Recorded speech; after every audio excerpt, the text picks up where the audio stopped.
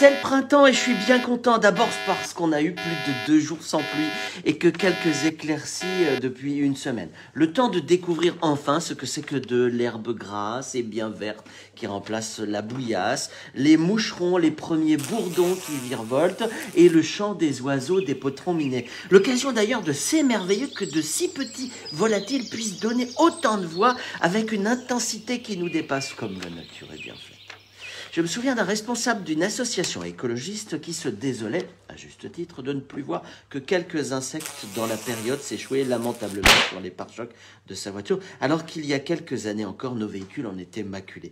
La planète va mal, disait-il.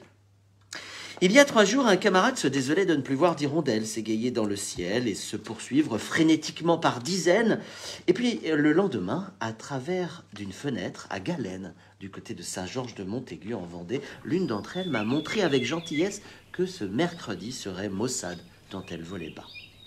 C'est le printemps et hier après-midi, André, président d'une grande banque en Vendée, m'a redit à moi et à ma principale collaboratrice à la fin d'un déjeuner: on te soutient, Hervé. On veut continuer à travailler avec vous parce que, comme tu le dis, tu proposes du beau, du positif dans ton média. Et la profondeur de son regard trahissait la sincérité de son cœur. Alors, on peut choisir l'été et se désespérer de la sécheresse, l'automne et se plaindre qu'il fait encore trop chaud, ou l'hiver, que la neige a disparu des cimes. André, lui, il a choisi son camp, il m'a montré le printemps. Et c'est la saison qu'il faut suivre, évidemment. Par petites touches, si l'on n'a pas le moral. Mais j'ai envie de vous inviter ce matin à faire cette recherche indispensable à l'équilibre de chacun. Vouloir voir les belles choses, rencontrer des personnes qui nous apportent de la richesse intérieure, du soutien, du réconfort et de la joie. Peut-être laisser de côté les autres dans la mesure du possible.